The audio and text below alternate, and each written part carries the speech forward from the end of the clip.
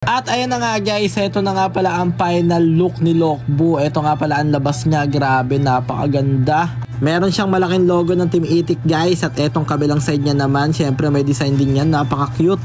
Baka Lokbu yan. So ayun na nga guys, iro-room tour na namin kayo ngayon dito kay Lokbu. Papakita namin sa inyo ang kanyang final restoration ng kanyang loob. Ayan, syempre may doorbell tayo dito guys. Ding dong. Tara tol, pasok tol. Uy, pasok. Sara ko tol, baka lumabas ng aircon. Uy, baka makatakbo. Sara ko lang tala. Ang pogi na nilo guys. You know. Yun. Mga aesthetic design pa guys. Ayan, bali dito tayo mag-start sa harap. Ito yung loob niya guys. Ayan, may mga upuan na rin. May head unit. Dito tayo papasok. Yun, ganda ng view. Naalala nyo dati guys, Lokbu pa yan si Lokbu dati guys. Ito yung loob ni Lokbu guys. Lababo, yung mga kortina yan. Ito may mga lagayin tayo dito. Ito ang TV natin, aircon. Ito ang pabango. At ayan tayo ng movie guys. Ay ano pala, mga vlog ng mga idol natin, by Jeep ni Kantet. At mga inspirasyon natin. Ito ang sofa natin guys. Nagiging higaan nga pala yan Tapos ito may mga drawer din tayo dito, pwede natin lagyan. At ito ang mga higaan natin, dalawahan, dalawa dito, dalawa dito, dalawa dito, dalawa dito. At dito pwede rin maging dalawa. Solid tol. Tapos ito guys, ang CR natin. Gusto na natin yan. Yun. Yan, ang CR natin. May shower din tayo dyan. May bidit. Yan.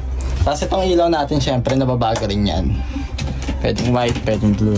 Yan. Sara natin. Yan, overall, ayan na guys, si Lokbu. Ito, dito naman nakalagay yung ating mga sa solar natin. Ito yung power inverter natin. Yan, nandyan lahat yan mga boss. Tapos ito po ang ating may bakan tayo na ito lagi guys. Power stations. Medyo makalat pa yung iba, pero unti-untiin na namin yan. Ayan.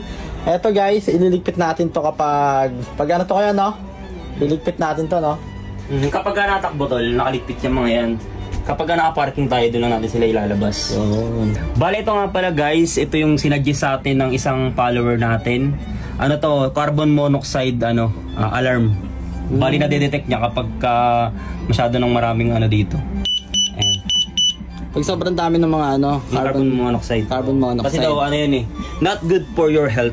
Ayan, para lang siyang router ng wifi guys, pero carbon monoxide detector yan. Dahil ang carbon monoxide nga pala guys, sa mga hindi nakaalam, masama yun sa ating mga katawan dahil pwede yung mag-cause sa ating mga respiratory system, pababa ng ating mga lungs, na mag-cause siya ng microbiotic acid na pwede siya mag-cause ng malaking octobits. Kaya kailangan talaga natin yan mga boss for ating safety. At ayun na nga guys, grabe, sobrang excited na daw si Mingming mag-camping guys. Ayun siya daw magdadrive. Talagang ready na si Mingming guys, nalibutin ang buong bundok. Saktong-sakto pala guys yung nakalagay dito na miss you bibi, dahil mamimiss ni Mingming guys yung kanyang kabibi time na si Jessica. Pero okay lang yan guys, ang mahalaga masasama na namin ngayon si Mingming sa mga paglilibot namin sa buong bundok. Siguro mag-uusap na lang sila ni Mingming guys through video call, or kung wala mang signal, baka magpadala na lang si Mingming ng sulat sa Kalapate. At ayun na nga guys, tamang chillin nga lang pala si Mingming dito at napakasaya niyang nagmo-movie marathon dito ng Coco Melon. Saktong-sakto nga pala guys, dahil si Mingming nga pala, sa mga hindi nakakaalam, mahilig nga pala ito mag-movie marathon. Takaran niya, niyaya niya si Jessica na manood ng yung Hello Love Good Night. Idol niya rin kasi yung guys, si Kuya Alden and the Chipmunks. At sa mga nagtatanong nga pala guys, eto nga pala ang magiging pwesto ni Mingming kapag nagka-camping kami or naglo-long ride. Ayan, napaka-komportable ni Mingming dyan guys, pwede siya dyan matulog. Baka Mingming yan. At ang masasabi namin guys ay milyong salamat po sa Diyos dahil natapos na natin ang ating pangarap na camper van.